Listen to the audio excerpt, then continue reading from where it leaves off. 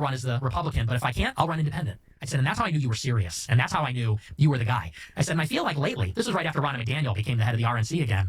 I was like, I feel like lately you're just behind all these people. I said, we're not here for Kevin McCarthy. We're not here for Ronna McDaniel or Mitch McConnell. I said, we are here for you. Like, we will die for you. We are loyal to you. I said, and when you did that, that showed you could win, and we rallied. I said, so I want to see more like that. I want to see you hit DeSantis, let's say, who was running against him.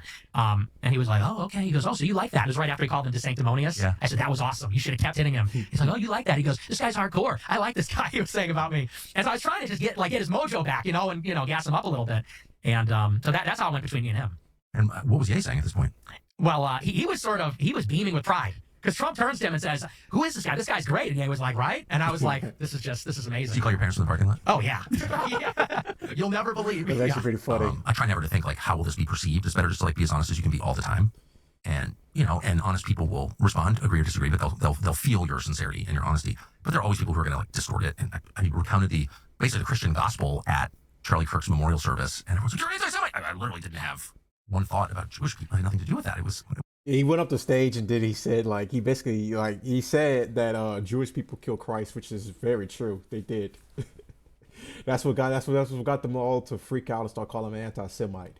Whatever. So but I see about this conversation, which I'm sure I can't imagine what that in the ways that it'll be distorted, but I do hope that people who want to learn what's happening and who you are will watch the whole thing. It's probably naive hope that it won't be reduced to whatever you're saying something naughty and me laughing and see they're both Nazis. I mean, that's going to happen, of course. But I'm willing to take that risk because I just think it's important to know you're clearly ascendant. You're enormously talented, more talented than I am, for sure, as a talker. So, wow. And there have been a lot of attempts to silence you and it hasn't worked. So my calculation has to be as blunt as I can be is like, do I want to have Fuentes on? It was like, but you're a Nazi just like Fuentes. Okay. But then I'm like, I don't think Fuentes is going away.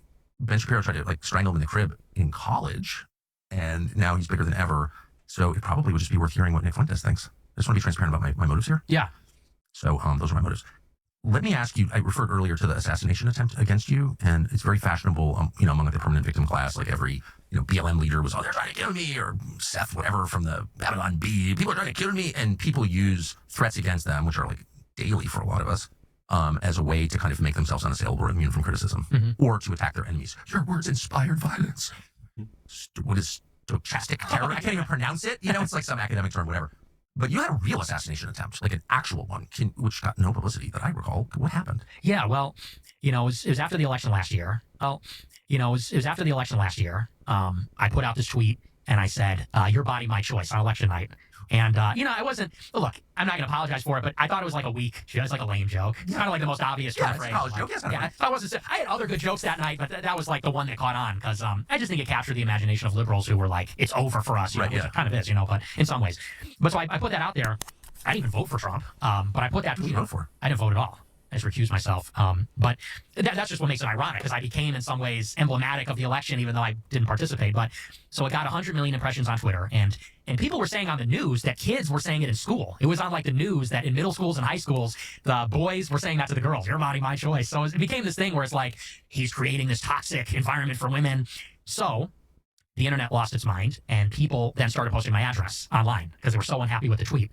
And so on TikTok and on Twitter, a screenshot of my address, my phone number, all my personal information, it went viral. And when I say viral, I mean there were multiple tweets that got 20 million views with my whole readout, all my information. Like your actual address, where you spend the night? Yes, where I live, where I do my show, all of it. Damn, did you know that? Yeah, I started to see it. So the election Tuesday, obviously, it was like Thursday that my address starts blowing up. I was going to do a show Friday, and someone shows up to my house. Some weird looking guy shows up to my house and just walks through the yard, walks through the gangway into the backyard, and is just circling my house and then goes away. So we call the cops, me and my producer, and we said, maybe we shouldn't do a show tonight. And that weekend, we hired private security just for the weekend. Like 200 people. You didn't have security? No, I don't have security. Well, I didn't then. Of any kind? I didn't have cameras or anything, even. I had nothing. Okay. I was raw dogging it. Yeah, which was not smart, maybe, but never had a problem like that. I've always lived that way too. Yeah. But so that weekend, we hired a security guard just to park his car outside the house and monitor things. Literally 200 people came to your house. Yes, not all at once, but one after the other. Driving by, yelling, walking by, throwing eggs. Multiple people threw eggs at my house, ordering pizzas, ordering DoorDash, whatever, walking through the gangway. It was like a war zone. Like the security guard was yelling at people all night, and it went on all weekend. And then it went on throughout the next week and the next weekend. And it was bad. I got out of my house. I went to a hotel for a week while this was happening, waited for it to blow over. Did you do your show from the hotel? No, I took a week off. Wow. Just Did to you let announce any of this in public? No, I had to keep it very. Why? I didn't want to track more of it. Yeah. You know, because if you say, "Oh, they're here," then people go, "Oh, no, we got to keep up the pressure," you know, Right. or turn it up. And people at that time were talking about burning my house down. Like on TikTok, there were viral videos of people saying, "We're going to burn his house down." Wow. And then they got to my parents' address. People showing up to my parents' house. It got really bad, and eventually it just blew over. About a month passed.